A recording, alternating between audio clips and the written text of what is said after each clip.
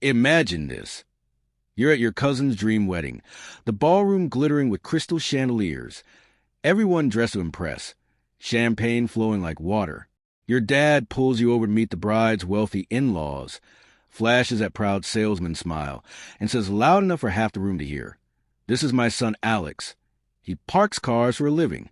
Your Uncle Mark bursts out laughing and piles on, "Yeah, he never amounted to much, poor kid." The table chuckles awkwardly. You stand there, face burning, forcing a polite smile while old wounds rip open all over again. That was me, Alex Thompson, 32 years old, standing in the middle of the Grand Regency Hotel's grand ballroom at Emily's wedding reception. For years, my father, Richard, had looked at me like I was a family mistake, the one who didn't follow the script, didn't chase the respectable career he wanted. So when he introduced me that way, it wasn't just a joke. It was his version of the truth he chose to believe. Before we continue with this video, please subscribe, and turn on the notification bell for updates. But here's the part nobody expected. As the laughter died down and people turned back to their conversations, the hotel owner himself, Mr. James Hargrove, the man who built this place into one of the most exclusive venues in the city, walked straight toward our little circle. His eyes locked on me. Recognition flashed across his face. He stopped, raised a hand like he'd just solved a puzzle, and said, "Wait, you're the man who—" The entire room seemed to freeze. Forks hovered over plates. Conversations cut off mid-sentence. My dad, still holding his wine glass like a trophy, looked confused. Uncle Mark's smirk vanished.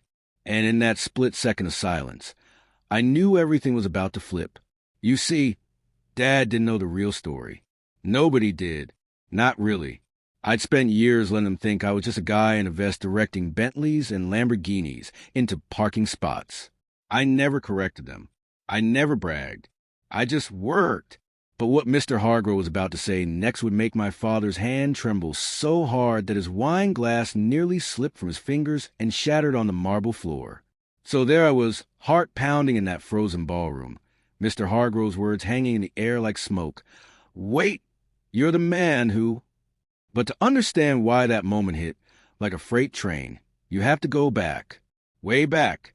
Picture a skinny 16-year-old me standing in our cramped kitchen, while my dad, Richard, waved a stack of college rejection letters like they were evidence in a trial. This is what happens when you dream too big, Alex. You'll end up parking cars if you don't get serious. That phrase became his favorite weapon.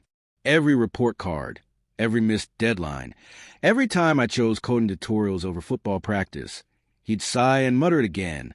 Parking cars. That's where you're headed. Mom was already gone by then. Cancer took her when I was 12. After that, it was just me and Dad, two people trying not to drown in grief and bills. He worked double shifts selling insurance policies nobody wanted. He wanted me safe, predictable, employed. So when I quietly started flipping small real estate deals after high school, instead of enrolling in the community college he picked out, he called it playing around. When I took a part-time gig as a valet at the Grand Regency Hotel to cover rent, he finally nodded like I'd come to my senses, finally doing something useful. He said, what he never asked, and what I never told him, was why I chose that exact hotel. The Grand Regency wasn't just any parking lot. It was the crown jewel of the city. Marble lobby, celebrity weddings, politicians cutting ribbons. While I was smiling, opening doors, and directing million-dollar cars to their spots, I was studying. Every complaint I overheard from guests. Every shortcut the staff took. Every corner where money leaked. I took notes on napkins, ran numbers on my phone during breaks. Saved every tip. Slowly, methodically, I built something nobody saw coming. I let Dad believe the valet vest was my ceiling. I let Uncle Mark crack jokes at every family barbecue. Alex, still fetching keys for rich people? I'd laugh it off. Somebody's got to do it. The truth? I wasn't parking cars for them anymore. I was parking cars at the place I secretly owned. 2 years earlier, the Grand Regency had been bleeding money. Foreclosure notices were already printed. The board was panicking. I saw the opening. Through a quiet holding company, Using every dollar I'd scraped together plus some very smart loans, I bought controlling interest. Anonymously. No press release. No big announcement. Just me, in the shadows, fixing what was broken. Dad never knew. Emily's wedding invite arrived 6 months ago. Lavish gold lettering. Grand Regency Hotel. I RSVP'd yes immediately. Dad called the next day. Don't embarrass us, Alex.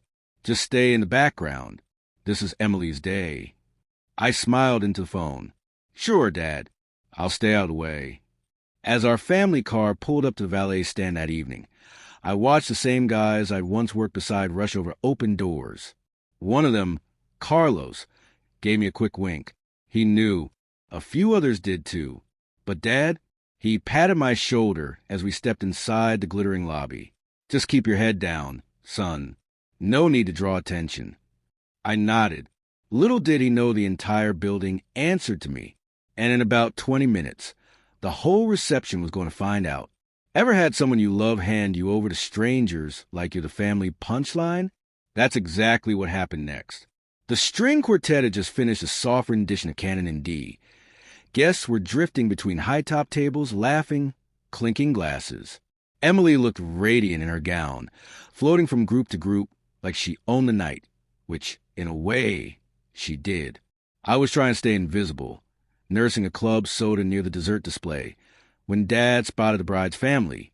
Her new in-laws, old money, the kind of people who summer in places most of us only see on Instagram. He grabbed my elbow. Come on, Alex. Time to meet the important people. Before I could protest, he steered me straight to their table. Uncle Mark was already there, red-faced from the open bar, holding court. Dad cleared his throat like he was about to announce a lottery win. Everyone, this is my son Alex. Big salesman grin. Pause for effect. He parks cars for a living. Keeps all the fancy rides looking sharp out front. Laughter rolled across the table like thunder. One of the in-laws, a silver-haired man with a Rolex that could pay my rent for a year, chuckled politely. Well, that's honest work. Uncle Mark wasn't polite. He slapped the table. Honest? Kid's been honest since he was born. Never amounted to much. This one. Always the dreamer. Never the doer. More laughter. A few awkward glances my way. I felt heat crawl up my neck. 20 years of sideways comments, disappointed sighs. Why can't you be more like your cousin? All crashed back in stereo. But I didn't flinch. I just smiled. Small. Tight. The same smile I'd worn at every family Christmas when they asked if I was still at that valet job. Dad beamed like he'd just told the joke of the century. I could have corrected him right then. Could have said, actually, Dad, I own this building. Could have watched their faces melt. But I didn't. Not yet. Why? Because the best moments aren't rushed. I excused myself quietly. Gonna grab some air. Walked toward the terrace doors. Behind me, the conversation shifted back to stock tips and vacation homes. Safe ground for them. I stepped outside for maybe 90 seconds. Cool night air. City lights blinking below. Enough time to breathe. When I came back in, the room had that warm golden glow from 100 candles. I wove through the crowd, heading toward our table. That's when I saw him. Mr. James Hargrove. Tall, silver temples, the kind of quiet confidence that doesn't need to shout. Owner of the Grand Regency since his father built it 40 years ago, until 2 years ago, when everything changed. He was making his usual rounds, shaking hands, thanking guests for choosing his hotel. Then his gaze landed on me. His eyebrows shot up. He excused himself from a group of bridesmaids mid-sentence. Started walking, straight toward us. Dad noticed him approaching. Straightened his tie. Probably thought the owner was coming to compliment the wedding. Hargrove stopped right at the edge of our circle, looked straight at me, smiled wide, and said, loud enough for 20 people to hear, wait a minute, you're the man who... What if the person everyone just laughed had turned out to be the reason the lights were still on? Hargrove's voice carried across the sudden hush like a dropped pin in an empty theater. You're the man who saved this hotel. A ripple of gasps spread outward. Forks clinked against plates. Someone in the back actually whispered, "What?" Dad's smile froze mid-toast. His wine glass hovered an inch from his lips. Uncle Mark's mouth hung open, the next joke already dying on his tongue. Hargrove didn't wait for anyone to recover. He stepped closer, eyes bright with genuine gratitude. 2 years ago, this place was finished. Bank circling. Foreclosure papers signed. I was days from telling 300 employees they were out of work. He gestured around the glittering ballroom. Then one quiet investor stepped in, bought controlling interest through a holding company. No fanfare, no press, just cash, vision, and a plan to fix every leak we had. He turned fully to me now. "That investor was you, Alex." The room tilted. Emily's hand flew to her mouth. The bride's mother stared like she'd seen a ghost. A few guests started murmuring. Phones already half out to record. I stayed quiet. Let it land. Hargrove kept going, voice warm but loud enough for the whole circle and half the reception to hear. "You walked these halls as a valet, sure, but you were watching, learning.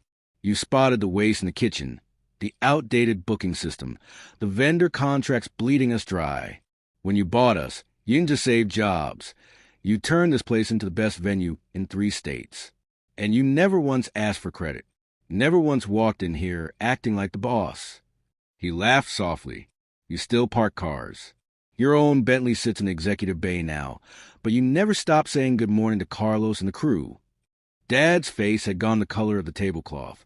His knuckles were white around the stem of the glass. The wine inside trembled. Uncle Mark tried to recover. "Wait, he's joking, right?